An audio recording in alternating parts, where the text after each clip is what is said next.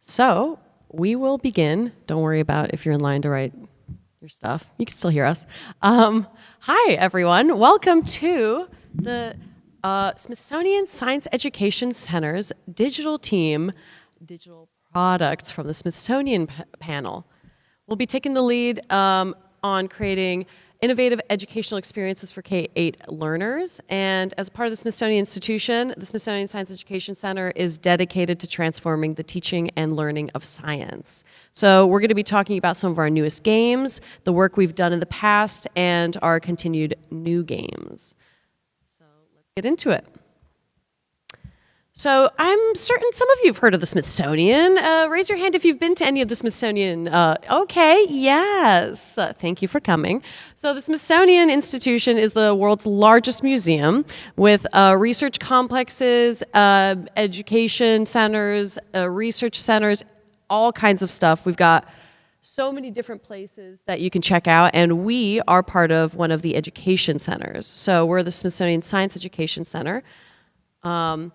And the Smithsonian Institution believes in lifelong experiential learning. Each year we reach 11 million through our educational programming and 33 million through museum visits. The Smithsonian Science Education Center is the only Smithsonian organization dedicated to formal STEM education, which I think is pretty cool. Our mission is transforming K-12 education through science in collaboration with communities across the globe. And how we do that is through our public outreach and our curriculum. Our curriculum and professional development are great ways that we can get this new kind of science out to folks.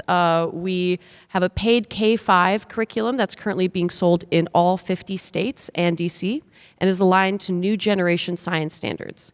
We also have a global goals curriculum that is aligned to the UN Sustainable Development Goals standards, and that is global.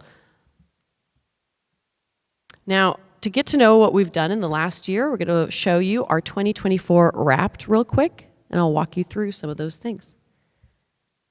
So this year we were sustainably science obsessed. We have done so much with sustainability.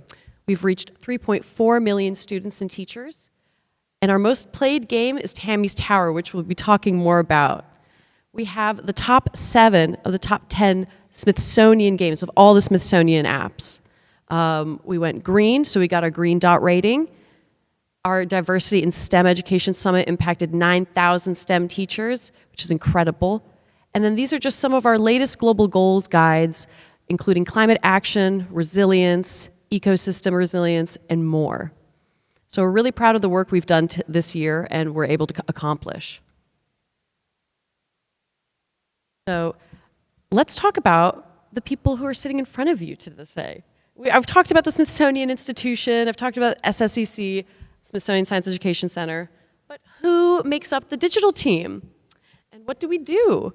As a digital team, we bring Smithsonian Science to classrooms around the world through our digital products. So we're able to access students and teachers in a different way than our curriculum, and the beautiful part is that our digital products are all free as well. Now, who we are as a team? Well, we're a 2-person digital team. I am Sophia Elian. I am the lead graphic designer and UI UX designer. So that's user interface and user experience designer. And this is Victor. Hello. He's our software developer and learning designer. And we make up the digital team with the support from Brian, our division director, and Hannah, our project manager. Now, a little bit about us. I have a background in fine arts and graphic design and have been the lead graphic designer here at the Smithsonian Science Education Center for the last 7 years. I enjoy games and learning and bringing those two together with my skill of art, as well as bringing my Lebanese culture into the work that we do and representing that.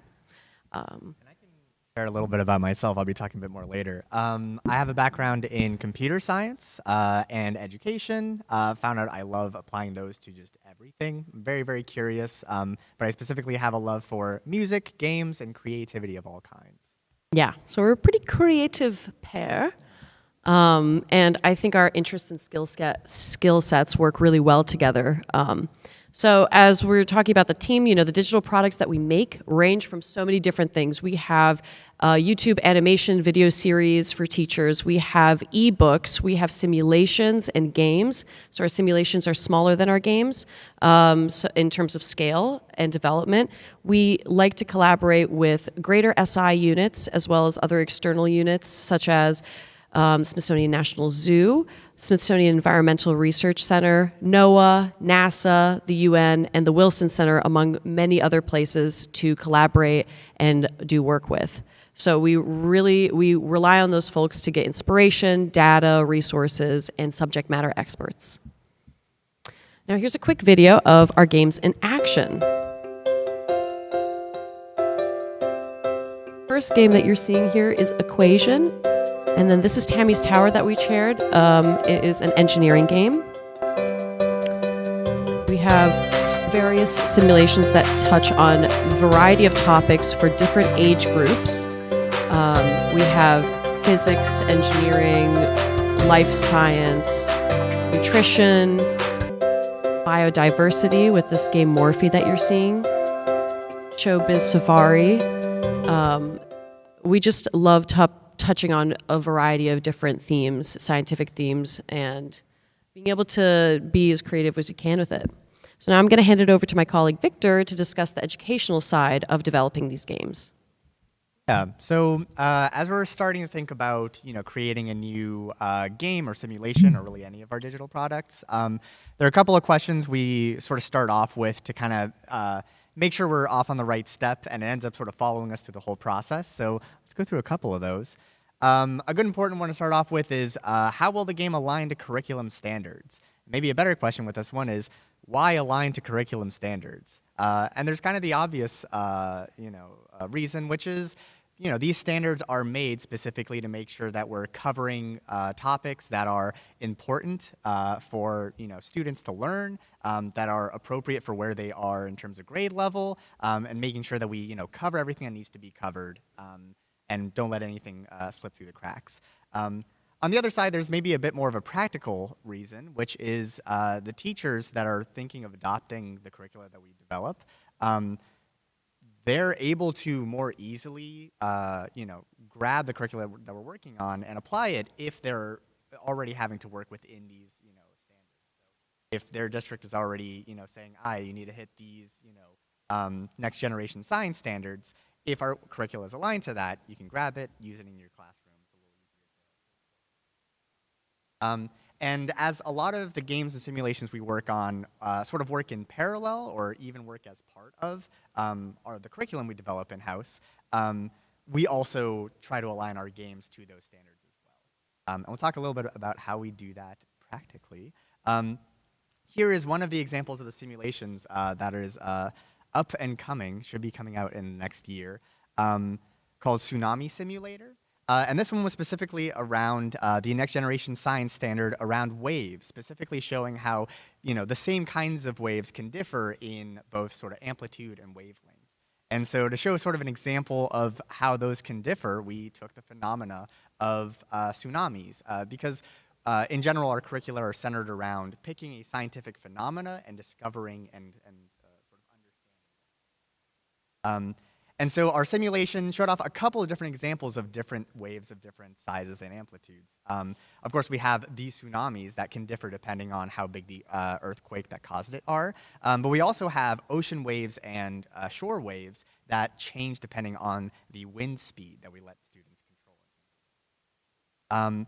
On the other hand, with our sort of larger games, we tend to have those pair with our global goals curriculum, and those follow our sustainable development goals, which end up being a bit larger and almost give us a little bit more room to interpret how we approach the standards. So in this case, the ones we hit in particular were zero hunger, good health and well-being, and quality education. And what that looked like in game form is creating a game around picking the different foods and balancing your macronutrients to, at the end of the day, have a well-balanced diet.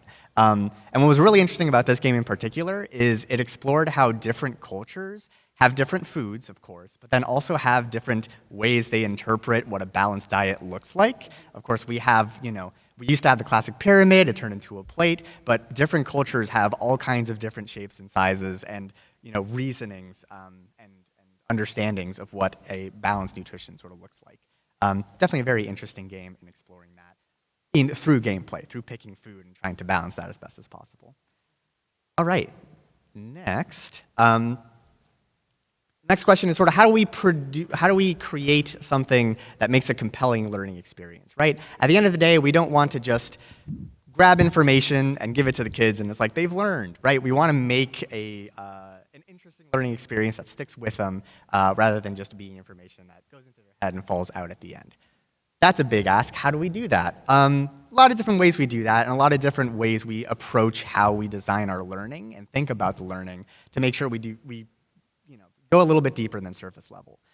We already mentioned one of them, which is all of our curricula tend to be phenomena-based, right? Grabbing some interesting thing that happens in the real world, and then either trying to solve a problem around it, trying to understand it, trying to solve the mystery of it. But then it also ends up being in a kind of case-by-case basis on what we're working on, what different frameworks we use. A good example is our latest game that's coming out, Climate Club Connect, which should be out in March. Ended up sort of naturally falling under this pedagogical framework that our Global Goals Guides use called Discover, Understand, Act. Because as we're sort of talking about the topic of how the climate and different catastrophes can affect your own health, we definitely wanted to, help students understand how, what might be going on, how that might be infecting them and their health. But we thought it was really important to make sure we tie that at the end to what can they do to help them and their communities to avoid those issues altogether. And so this framework ended up really helping us design the actual gameplay. We'll get into that a little bit later. In other situations, it's as we sort of try to approach different topics. One thing we need to sort of remember is the fact that we are making games and simulations in particular gives us a lot of leverage. It gives us a lot of really fun ways to engage students in sort of a learning by doing sort of framework. And so I think a great example of that is Tammy's Tower. The gameplay of it might honestly even look a little familiar if you grew up playing a bunch of Flash games, right? Stacking a bunch of blocks together and seeing them play in a physics engine is probably, something you've seen in one shape or form before. And so what was interesting is we sort of looked at that and saw how much innate learning there was in just throwing blocks together, seeing how they fall, understanding of how things move and change. And then, of course, adding on to that, the goal of trying to stack those blocks together in a tower that will stand up even after shaken and will help, of course, our tamarin friend here reach a fruit. And so already sort of adding that goal in, you take something that we know is inherently fun and sort of scaffold it in saying, oh, you're learning very basic and fundamental stuff about engineering, which made it perfect for our K-12 engineering game. On top of that, we also added metacognitive assessments where whenever you make a solution, we prompted the kids to themselves say, do you think this is going to work? Do you don't think this is going to work? Just cluing them into the fact that they're learning, right? Because maybe the first time they'll try it and they're like, there's no way. But off of how it failed the first time, the second time they might have it down, and they'll say, yes, absolutely. So it's very fun to see and sort of scaffold that. All right, and last but not least, what are the ways that we make the product more accessible, right? If we make something amazing and it can't get to the people who need it, then what's the point? And we think about that in a lot of different ways. One important way is sort of what we were talking about before of how our curricula, or sorry, our games and simulations are tied to curricula. In the case of our Science for the Classroom curricula, it's actually baked in as part of it. So if you're already doing that curricula, the game already has a home in your lesson plans if you're incorporating it into your classroom. And that's really great, but on the flip side, if you aren't using our curricula, or if you're just, a kid who stumbled upon our games in the App Store, we also want to make sure that our games are fully standalone. If you just play our games, it's going to be a full learning experience without any added scaffolding around it. Tying that line is tricky, but necessary and, yeah, fun to an extent. On top of that, all of our games are free, which means you can go and play them right now. We have all of our games on our website. We also are on the Google Play, the Apple's App Store, and the Amazon App Store. On top of that, we are also have approached different ways, even though we are the digital team, ways we can make our games accessible non-digitally. We're actually exploring possibly turning our latest card game into a physical card game, and also in the past have gotten our games onto USB drives so that if you don't have fast internet access, you still can access our games by just grabbing it. And then last but not least is sort of digital accessibility, which often boils down to, during the development, making sure that we are keyboard and screen reader accessible. We've made very great strides in that. A lot of our latest simulations are now fully playable via keyboard. A screen reader is built into every single one of our games so that if you are visually impaired or can't see at all, you can still experience the game. Yeah. With that, let's talk a little bit about how we actually go about developing our games, and I'll give it back over to Sophia. Thank you, Victor. Designing digital products requires considering so many things on our end. Whether it's a game or a simulation is the first, but our priority is to create an engaging, thought-provoking learning experience that students can use in their classroom or their home. So we keep in mind the students' demographics, their access to the game, and other existing learning materials that they have access to. So where do we start with this? How do we design a game? As Victor shared, it all begins with our scientific phenomenon and identifying that. And once we've met with curriculum developers and reviewed the grant expectations, we are given creative freedom to develop a game or a simulation and a storyline to help scaffold that phenomenon into an interesting and engaging experience for students. So by following the NGSS and UN SDG standards, we start from there. But then how do you design an educational game and make it engaging? That requires thinking like a kid. In addition to the step-by-steps that I usually follow when I develop and design a game, I also have to follow my intuition.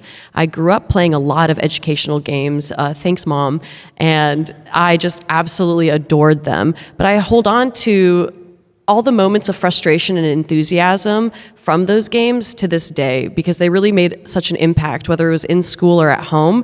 And because of that, I try to tap into my inner kid in those moments when I'm developing a game. What would I want to use? How would I have an issue with this if I was using this as a child, especially one with ADHD, So I try to tap into what I needed as a kid in addition to just thinking about what other kids nowadays need.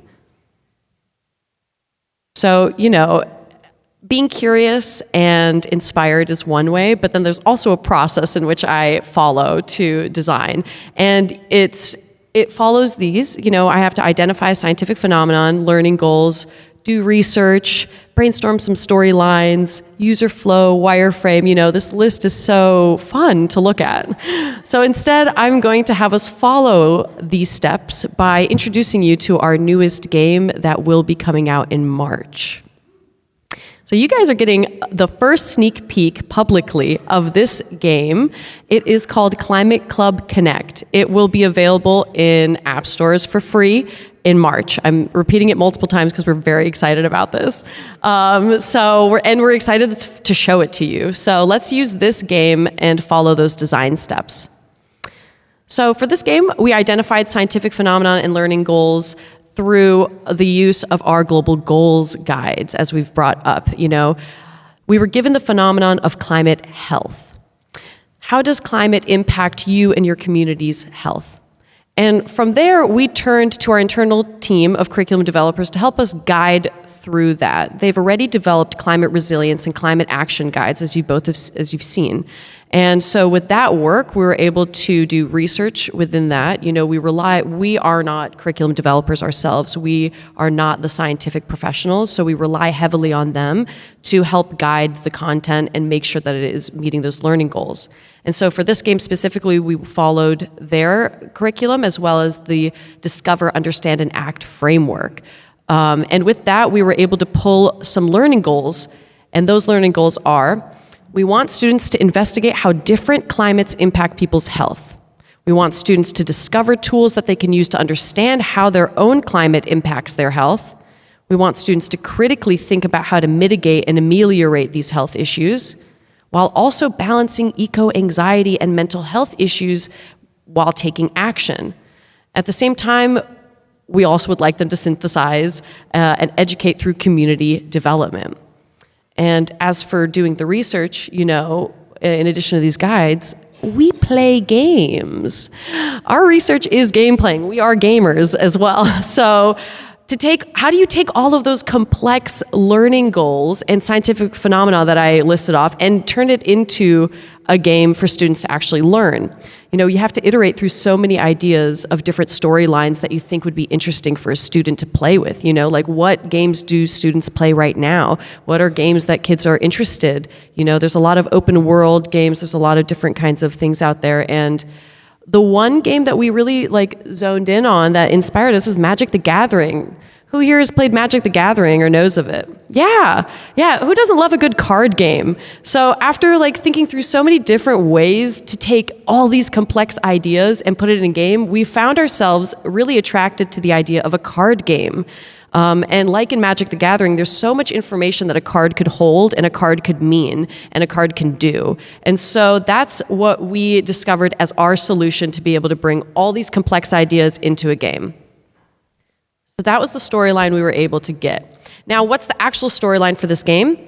You are a student who starts a local club, a climate club, to help understand and investigate the mystery of why people are getting sick in your region and how it's related to climate issues and what you can do about it.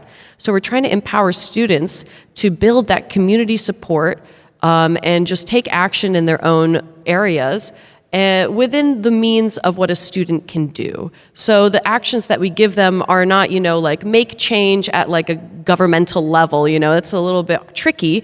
However, we do want them to find ways to do something. So that's the base storyline, and how they do that is, with the set of cards that you see in front of you, they all impact each other and they all play upon each other. So depending on the climate of your region, you'll be assigned 2 climate health issues that are caused by 2 climate catastrophes. And as you're learning what those issues are in your region, you're picking up symptom cards that could be related to your issue, action cards that you could put in place to mitigate the harm, and game cards to help in the investigative process. And with these cards, you're able to build connections and slowly reveal what's impacting your region. So it allows students we give them the things to put together, and it's up to them to be able to make those connections. And after, establishing a storyline, we start to build out the user flow, the user interaction, how, aside from, figuring out what the learning goals are and how the students are going to reach those, how are they going to do that in gameplay? How are they going to do that in the interactive process? So a lot of thought and a lot of time goes into this aspect because the interactions are really important to reaching that learning goal. So the scaffolding in this part of the development is really important. Now, we can watch really quickly the wireframes that I started to develop for this game. So it starts with a few boxes, a few buttons, throw it into Figma, see what you can do, make it interactive, and try and test out the different ideas. Like, if you have a storyline and you want to see if it works, this is how you're going to do it, is through some wireframing and storyboarding. And this allowed us to effectively troubleshoot through some of the conceptual ideas as well as the pedagogy and how it was being translated through this gameplay. So there's a lot of balance between, are we hitting those goals? Is this interaction engaging? Is it effective? There's a lot to balance. So from wireframes, you get the storyboards. Once you start being able to piece together the core ideas that you want for climate health, we really wanted to emphasize mental health as an aspect in the interactive gameplay. So try to figure out, where does that live on the screen? Where does that live in this gaming experience? Where do they understand their local club? How is it impacting other things? And so this aspect allows us to, you're playing around with the composition, you're understanding where the interactions are going to happen, and pulling students into that is really important. From, after developing storyboards, we have a visual identity and assets to create. There's a lot of consideration on this part. So while developing it, we have to hold on to the idea and the issue of climate issues are scary. Whether you're a kid or an adult, they're freaking us out. It's causing a lot of severe anxiety based on a lot of research that's been happening, and especially in younger generations. And so we have to keep in mind that this is a scary topic. Color palette, visual choices all make an impact on doubling down on whether this is going to be scary for them to engage with or not. And so a lot of the choices I made were creating a color palette that's more friendly and welcoming with brighter colors, not to discourage them from understanding that this is a serious topic, but to keep them in, when a catastrophe happens, it's a scary moment in the game. So if you're surrounded by these brighter colors, these friendly faces of these characters that we develop, and these icons that are more rounded, there's a lot of psychology that goes into building the visual aspect of a game so that it impacts the student subconsciously in a way where it helps scaffold the learning instead of work against it. And with these characters specifically, I developed them in the mind of keeping in mind countries that are being directly affected by climate change right now and will continue to be affected more heavily than other places. And so I wanted to create familiar faces for students to be able to develop empathy in the game as well, and not just engage with these concepts on a non-human level. So after, developing visual assets, there is layout. This isn't a back-to-back, step-by-step, one after the other. There's a lot, all of these steps are layered in together. They come at different points, they interact with each other. This is a natural progression of once you're done with assets, you lay them out. But there's a lot of in-betweens in the process.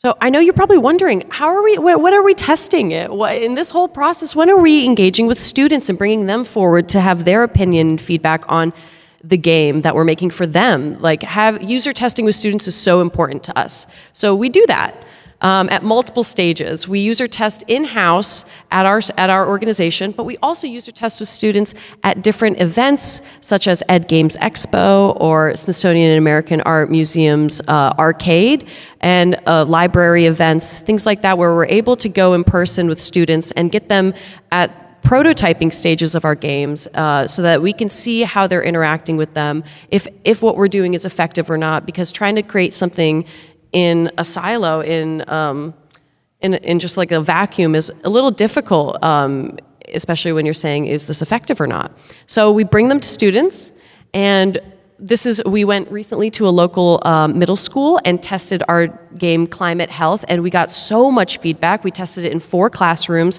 and the students were able to provide tons of feedback on so many things: gameplay, character decisions. They were able to give us a lot of good insight as to what excites kids about games. What is it that they want to see? And they kept bringing up other existing games that they were excited about and expressed their enjoyment of this game and how they think it could be better or not. And it was so rewarding. So going in person is super helpful, but then there's also our Game Lab, which is one of our newest additions. It allows students to help us test our games virtually so that we don't have to go in person all the time, and we can engage students in our products nationally and globally. So we've had 2 game labs virtually to help test the development of Climate Health.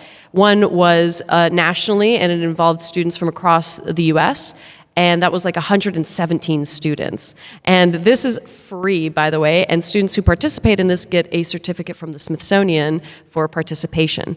But also we did a game lab with a school in the Philippines, and that was really incredible. It was so fun, and we're just very excited about this addition to be able to reach more students and get their perspectives on our games.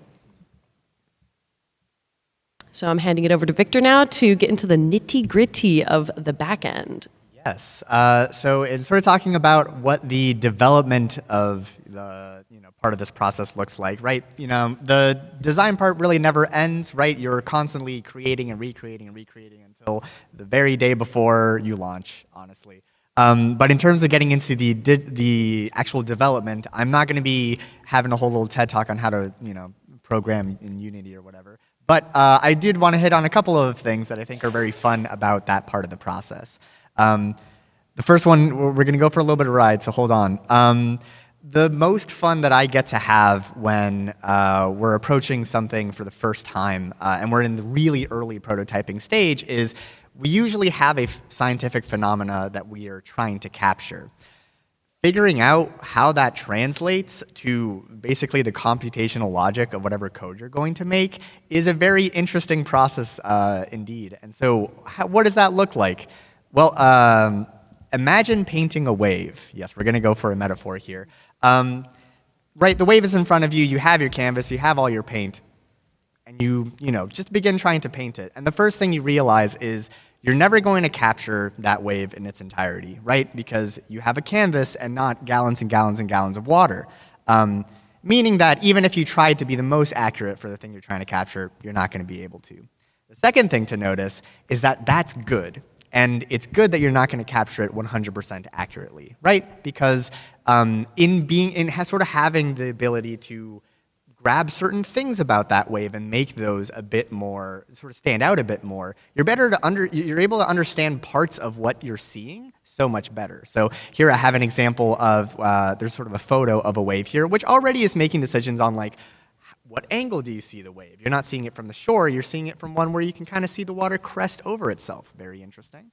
And then we have a painting here on the side that's even able to stylize it a little bit. There's a lot of interesting things that the light is doing. There's interesting colors. You're able to see how it's both see-through but also foaming in places. That's basically what the process of turning a scientific phenomena into a simulation in code ends up being.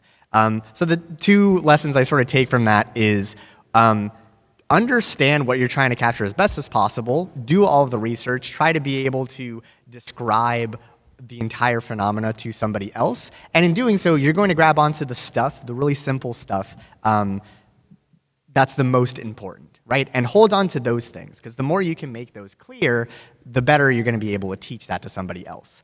And that ends up meaning there's a lot about the thing you're trying to capture you might need to leave on the cutting room floor. Because sometimes cutting some detail away is going to make the details that's there that much easier to understand. As an example of that, one of the simulations we worked on, we ended up calling Safe Landing. And it sort of started around a part in one of our curricula that wanted to explore energy transfer in different forms. And the phenomena that our curriculum developer came up with was when the orbiter from the Space Shuttle Discovery re-enters the atmosphere. There's a lot of energy transfer that happens. That orbiter is moving really, really fast and needs to move a little less fast and then land on the ground.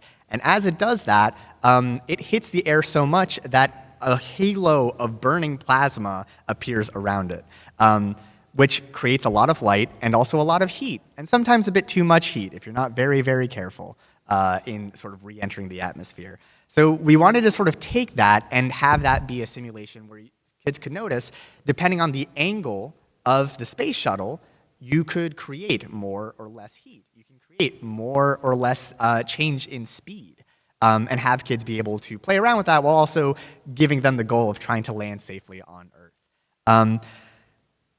Where did that begin? Reading a lot of the NASA website and stealing a lot of their equations and even some of their graphs to like basically piece together everything we could know about that situation, throw it all into a quick little script, and make the simulation you see on the right side of the screen there. That's an extremely early part of our process, but it's honestly the most complex that it ever got. This was mostly us trying to see if we stuck all of the real-world data into a bunch of numbers and like did their relationships, would the experience be anything like the actual like process of landing on Earth? And the answer is close enough. which was great. That was like, it was really, really good to notice that. But I think maybe the more important thing we got out of that is that that was really neat if what we were trying to capture or teach is how to land safely on Earth. But really what we were trying to teach is how does energy transfer happen as you're trying to land safely on an orbiter safely on Earth. So our final product is this guy on the bottom left side of the screen, where the gameplay ended up being a lot less complex. We actually ended up even removing all of the like lift dynamics and instead just making the orbiter descend at a steady rate. And that ended up making for an experience that, yes, wasn't quite as accurate, but made the parts that we wanted to teach that much clearer. Because with everything in there, it was extremely muddled, and the experience was very... Don't they typically land it with a computer? So That it's is not true. manual. So It's not the kids' fault. Like I'm pretty sure the kids' fault. the actual astronauts leave this up to a computer. Yeah. I'll also note, no actual theft happened. So from NASA. Oh no, it's all freely available. It's free. NASA's really, honestly, like, thank you so much, disclaimer. NASA. Absolutely, yeah. All right. On that note, and this definitely echoes a lot of the design process we talked about before, but it does not stop, especially when you're getting into the nitty-gritty of development. It's very easy when you're making anything to imagine this idea in your head of what it's going to be like, and then all you need to do is make it a reality. Anyone who's made anything knows that that's not how it works. And so here's both my take on the creative process, but then also very good process when it comes to learning anything and stuff that we honestly apply to our design, our learning design. This is how you learn something. You do it, you fail, you reflect, and then you repeat, right? Learning doesn't happen if you don't get in there and try to discover the base materials for your understanding. Failure ends up being a part of that. You trying to do something and you not getting there is where you realize your disconnect, what you don't understand. And reflection is sort of how you fill that gap, how you take that next step.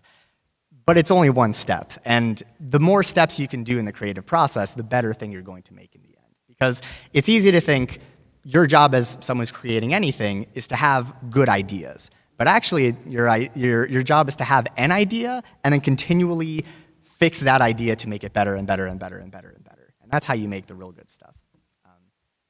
So basically what that looks like is you test. You test often as possible. You find the people that will be brutally honest to you about the things you make. And it's great because we work with children, and they're always brutally honest. And They're so honest, you get it. The teachers in here get it. And also have a lot of understanding of games because they've been growing, like they've been born with it. They've been playing it for a really long time, and so definitely leaning on that has been. And of course, they also know how they learn because they're them. So definitely leaning on that expertise. As a little bit of an example, one of our simulations we worked on was Rainfall Sandbox. This was all around a phenomena called orographic lift. Here's my 5-minute TED talk on that. If there is an ocean, water evaporates out of that ocean, and if there is a constant current of wind that blows that moisture into the land, and that land happens to be a mountain, what happens is that moisture goes into the mountain basically physically pushes the air up into the sky, and with a bunch of moisture that gets shot into the sky, it condenses, it freezes, turns into rain, rains all on that one side of the mountain, leaving the other side of the mountain in a rain shadow, right? So one side is very wet, the other side bone dry.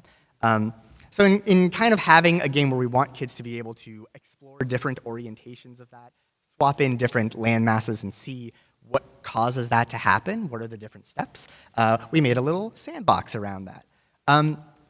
Our prototype here at the top already iterated a couple of times. I think we started off with just the idea of, what if we did a full fluid simulation? And the answer is, that's really neat, but also way too much overkill. At this stage, we sort of realized that the way we wanted to visually depict it was very simplified, having medium clouds, high clouds, low clouds, and rain, right? Just with that sort of shorthand, we thought we were able to convey. The back end on this one was needlessly complicated to control that. It was still sort of low-key particle-based, except it wasn't like a full physics simulation. And so when we got to our actual sort of final product, we took that lesson into there and realized we can really simplify the back end to the point where the back end ended up just being keeping track of static values for how much low clouds are there, how much medium clouds are there, how much high clouds are there. And then doing a little bit of a visual magic to make those numbers sort of blow from left to the right. And during that stage, I think we were sort of thinking about it, and we're sort of sad, like, oh, we created this whole prototype, and all of this backend, all this logic, all this tinkering we did doesn't get to transfer over. Oh no, is that a bunch of we're just like losing all that work we did? No, that's part of it, right? Making something and it not working out is part of the process, and that's not wasted effort. That is like the necessary thing you need to do to create a better product. And that second version was so much easier to create because of all those lessons learned. All right, last but not least, I'm going to get nerdy about math. Yes. I use a lot of math in a lot of the stuff that I do, and that tracks, right? A lot of science, the relationships between different things in science end up boiling down to mathematical relationships. The classic one is like position is change in, velocity is change in position, and so I can have those each be variables, one gets added to the other, et cetera, which allows for stuff like that shuttle simulation where I literally just take a bunch of numbers and mathematical relationships, stick them in the code, and it does it for me, which is the great thing about math when you're programming. The computer does it for you. But one way that I use math in the stuff that I make that I really like is in doing a little bit more of the visual flares that I work very closely with Sophia to sort of add to our games. And I want to get into that a little bit with a couple of examples. Here at the top left, we have one of the buttons we're designing for Rainfall Sandbox, where this used to be just a button that just had an arrow on it and said, if you click on it, it'll change the landmass to another landmass. Very unclear, so we're like, it would be good if it said what you're on and what your other options were. So we created this little carousel type of thing, and you can see its lovely little animation where it feels like it's almost a little circular, like, thing going on. How do you do that? Sine waves. It's basically a bunch of sine waves on sine waves on sine waves that create this sort of three-dimensional circle. I won't get into the nitty-gritty, but it's really nice because we didn't need to keyframe any of this. We didn't need to draw every single frame of this state. All of it gets to be driven by the code itself, which is really great. Deep Ocean is also, Tsunami Simulator is also a similar situation where if you see those little rings coming out from the sort of left side of our mini-map there, that was something we wanted to do to make it clear that an earthquake was happening on that left side of the screen and was making its way all the way across that mini-map. And we could have, by hand, sort of drawn every single one of those circles and keyframed it, but instead, we actually wrote a little script to do it for us and then baked those into keyframes. So we get all of the goodness of not having to do it live with the code, while also having it be exactly the way we want it to be. And then last but not least, here in the shuttle simulation, we have sort of a particle system. This is nice because I didn't have to design this all myself. Unity has a built-in particle system. But one thing we noticed that was related to the actual phenomena is the density of air up in high atmospheres, of course, way less than the density of air down below, which is why we added this particle system there to show that density. And we also realized that if you start with 5 particles and you add 5 more, that's a lot. If down below you have 1,000 particles and you add 5, you don't even notice the difference, right? So in sort of realizing that little bit of human psychology, we realized we need to add a ton more particles at the very end and add very little particles at the very top. Which basically just means rather than using a linear function, we use a very exponential function. Adds a lot, like adds very little at the beginning, adds a ton at the end. Which is some of the very fun little mathematical sculpting we do in the back end to make it feel like it's getting denser and denser and denser, and having kids being able to notice that and include it as part of their understanding of the phenomena. Wait, go back, actually. Yeah. Okay, this is, clearly neither of us are animators. So I don't like doing the animations because it takes so long, as anyone here who's used After Effects knows, or does any animation. I see you nodding. So it's a godsend that Victor loves math so much, because it's really a help, especially being a two-person team doing animation, audio, script writing, illustrations, layout, conceptual. Oh, we do it all. Okay, so. And a shout out to like any programmers out there. Like your best skill is being lazy and getting the computer to do your work for you. Yeah. But we also encourage learning, you know. Oh yeah, no, of course. Yeah. That's learning. It's learning. It's learning. Okay, yes. I just wanted to make that little note. And I'm gonna leave this up here for you guys. This is a QR code to our game center. Please, if you have the App Store or Amazon, Google Play, go ahead and download any of the games that you saw. We've got Tammy's Tower, Pick Your Plate. Any of our simulations are all available for free if you just want to explore and check them out and just see what we've talked about live. So I'm going to leave this up for you guys and open the floor. I think, what do we got, 15 minutes? Yeah, open the floor for the last 15 minutes to give you guys all an opportunity to ask questions and just get to know us. Okay, I see you, and then I see you.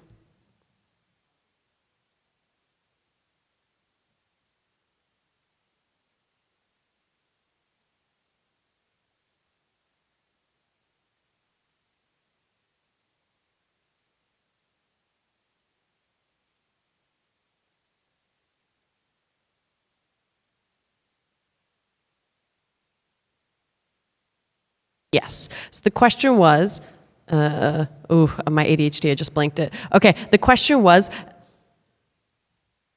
how do you, shoot, sorry.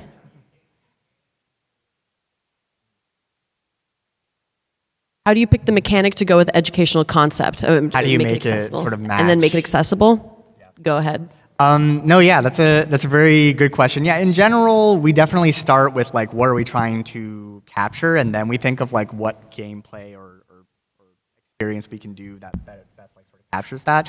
Great example is we started with wanting to know, we wanted to talk about climate health, and then realized, oh, a card game that connects like concepts to each other was the best way to approach that. A lot of it is me asking you, can we do this? Is this something that Unity can do? And then he'll say yes or no, or I don't know, let's figure it out. So, yeah. Yeah, and a lot of it is sort of just thinking of like what existing mechanics are there out there. So part of it is almost like, you know, having an understanding and just like having played a lot of different games. Yeah. It ends up being really handy because then you can kind of just not necessarily like grab wholesale one of them. Like as much as we were inspired by Magic the Gathering, our game is not Magic the Gathering. But there's a lot of core concepts of like a lot can be on a card. A lot can be represented by a card. That, you know, can we leverage that? Can we do something? Or even like, you know, different board games have like victory points. Could we use like victory point ideas, you know, in here? That sort of idea. But in terms of making it match sort of our target audience, that is a very good question. And I think in general, you know, to an extent, we sort of just try to be as mindful of that as we can, but we can only sort of guess so much. And so really the best way to like actually find an answer to that is find students of that age range and ask them, see how they interact with what we made. Yeah, the user testing process really helps us with understanding how students are interacting with the interactives and mechanics we choose and what excites them more and like what engages them more, what helps direct them more. So that's kind of how we keep that in mind. Yeah, thank you. Yes.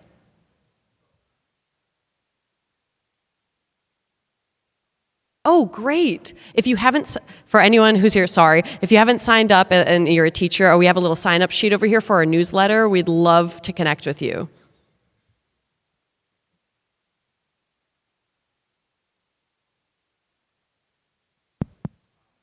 Test.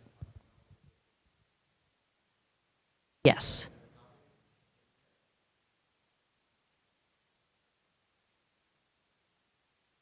Mm-hmm.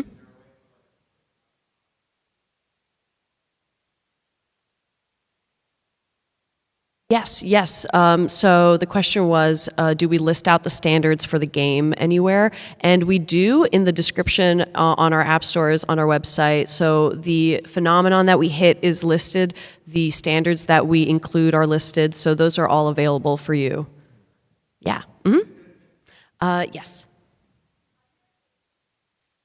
Like the job, or like just the funness of developing games?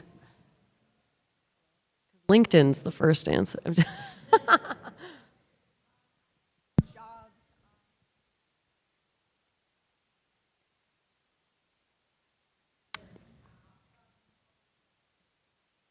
Yeah, good question. I have been here for 7 years, and I got this job fresh out of college as an undergrad graphic designer. And I have no scientific or educational background aside from the fact that, like, formal training, but aside from the fact that I love science and also educational games and just have intangible experience with that really helps inform the work that I do now. So being here for 7 years, I've developed so much understanding around making games for science as well as for students. And so just every single year I get better and better at doing it. And that's generally the experience that I have. But Victor. Yeah. So I got a degree in computer science, and off of that and sort of figuring out how I wanted to apply it, ended up teaching computer science like online classes for a while, which was very fun. I kind of already knew, but discovered I really, really love to teach. But wanted to like maybe look into not like creating the things to help create those learning experiences as opposed to just like teaching in classroom, which I still love and absolutely respect all the people who do that. And so, yeah, I ended up getting a degree in education, and then off of that got very, very, very lucky and found that there was a place that was making games. Yeah, and what's also really nice is when you teach computer science, most of what you're doing with the kids is asking them what game they want to make and having them make a game. So I got very good at making extremely small games very quickly, which is really great for prototyping. Yeah, and just to quickly add,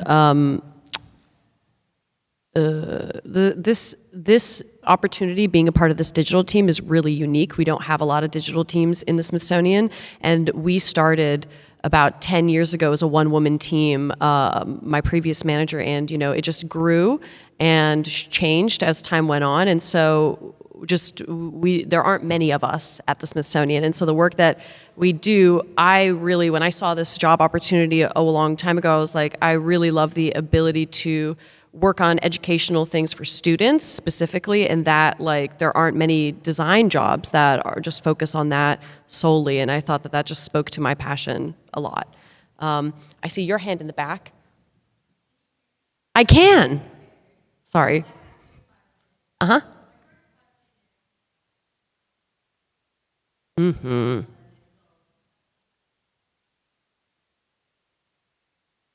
Yes, timeline is really dependent on how would you answer that? It definitely depends. It definitely depends on like the scope of thing. Our simulations end up being a little bit smaller because they require a little bit less sort of scaffolding to get into. It's a bit more of like a thing to play around with rather than something that needs to be balanced quite as much. Yeah, that being said, a lot of it depends on a lot of different things. It's grant-based. We're fully grant-funded. Yeah, I was like, I'm trying to find out how to explain that it's about the money, but it's a variety of things. So like how long we've typically had in the past for Pick Your Plate, we had around like 15 months to develop it. But for Climate Health game, what is it, 7 months? Closer to that. So it really depends on how supported we are by the folks who are interested in the work that we do. So our organization is a nonprofit, and we're funded by grants and gifts by private donors. And so that really depends on how much time we're given to work on things. And because our simulations are shorter and a little smaller because they're tied to our curriculum, that is a different timeline because our funds are different for that one. So it really varies on the product, but grant-based. And then, yeah. Yeah, and like sort of because of that, we're a scrappy duo of two, and so we Do our best. try our best to like like scale what we create to the time we're given. Yeah. While still reaching for the stars for everything we do. But we like heavily, no matter what time we're given, heavily prioritize the learning goals being met in any of our games. And you said you had other questions? Okay.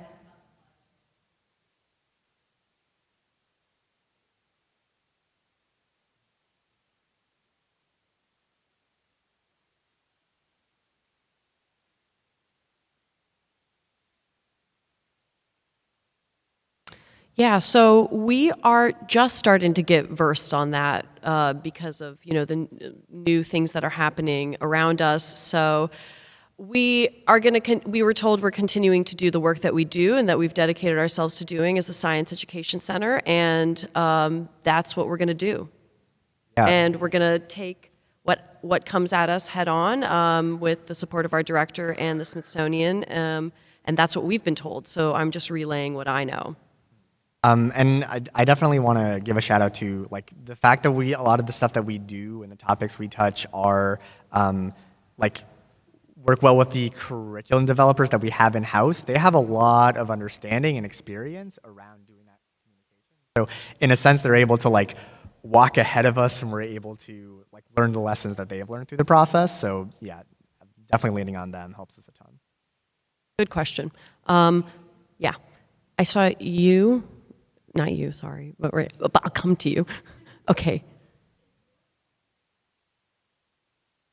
No, thank God. We have an advancement team. Oh my Lord, we have so many hats we wear. I can't think of numbers like that. He can, but I can't. I'm not doing that. Please no. I would be just like, money, please. This is very professional. Sorry, guys. So I hope that answered your question. I saw a hand over here and you, so I'm going to go to you and then you. Sorry for all the yous. You.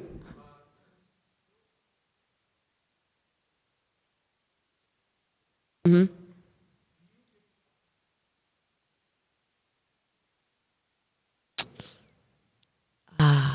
The dream.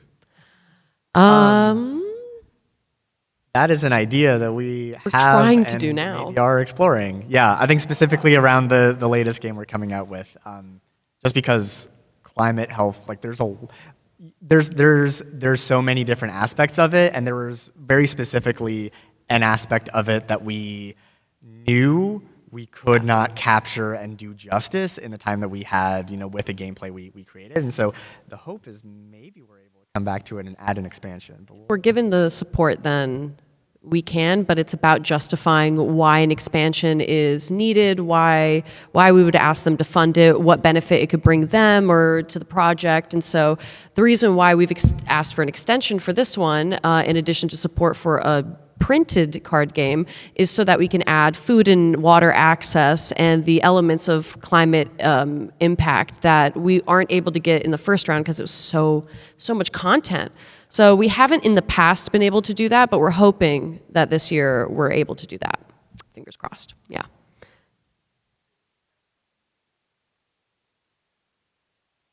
Yes, exactly.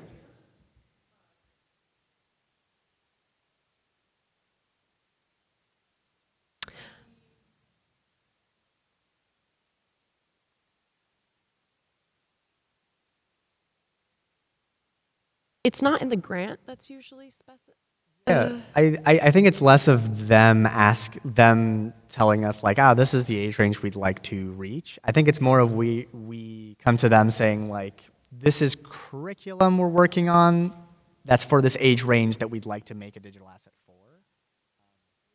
Most of our games that we develop for global, like with the global goals curriculum, like Pick Your Plate and Climate Health, those are directed towards middle school students because the concepts are more complex and we want to hit on, like we choose to go towards middle school so that we can hit more of the depth of the concepts. Whereas Tammy's Tower is elementary, and so it's a little more simplified and we're able to just hone in. So we're given a lot more of that creative freedom around it, but when it comes to our simulations, those are directly tied to the curriculum and the age range is dictated for us, which is great because then we just build around that. Yes.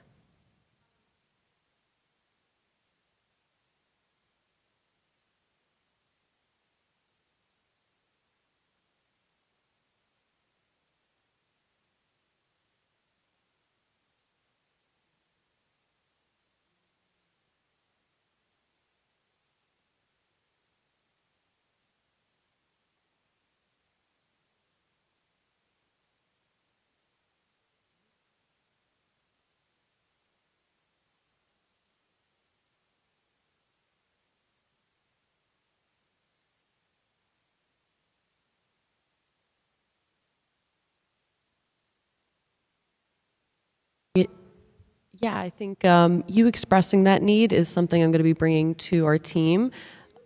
Yep.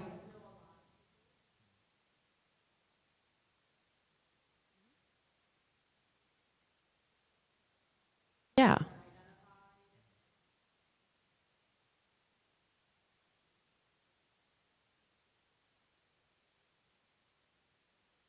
Wow. I Okay. also have realized we haven't been repeating the questions into the microphone. The question was around were we like, do we have plans down the line to try to make our games more accessible to special ed classrooms? And that is a great point. Yeah, we're always trying to make our games more accessible, you know, in whatever way we can. And I think that's a very interesting like avenue that I don't think we've tapped into yeah. that specifically as like a mindful act. And I would think it would be really cool to be able to ask for that in a grant of, hey, if you can add scaffolding to be able to coordinate with someone who is well versed in special needs students and their needs and be able to collaborate with them on developing a game or developing a version for our games to accommodate that, that would be incredible. And I would love that. And so I'm going to bring that back to our team and try to push for that. And hopefully someone will fund it and find it useful and valuable because I do. Please, I know you signed up and I would love to connect with you more on that Yeah. because that's so helpful. Thank you. Perfect. Yes. Sorry.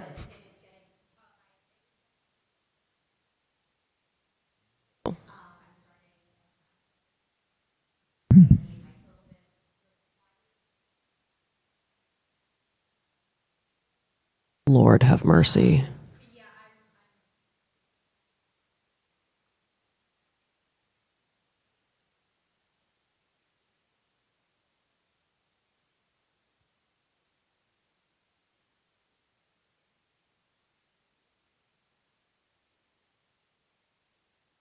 Yeah, so the question is, like, has there been any pressure to include AI or not include AI in our games? And it's been interesting because I think I've definitely, like, we've heard, I think from, can't remember specifically from what, but like some interest in sort of seeing how AI can be used. I think I've heard a lot in the context of like assessment, sort of like seeing how students are interacting with the game and like changing the game like as you go. And that sounds, I think there's like places to explore that in making the games more reactive to student learning. That being said, one, I think a lot of those goals can be achieved in other ways, and two, we need to mostly because as being part of the Smithsonian, our rules around collecting data on students is extremely rigid. Yeah. So we sort of need to avoid a lot of those scenarios. But you know, I think yeah, we don't lose much sleep on it. I think we can still make very deep and you know Yeah. even you know morphing and interactive. Beautiful thing about our team is that we have a lot of creative freedom and not a lot of folks dictating what we can and can't do. I mean, the grant providers are really cool on the fact that they're just like, we just kind of want something in this topic, make it, and we're like, okay, thank you. But yes, thanks for that question. It's a good one. Yes, you.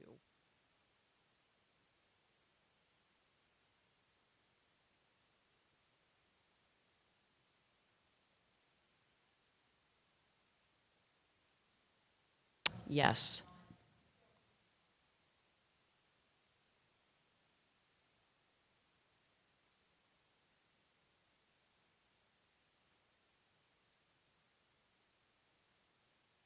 Yeah.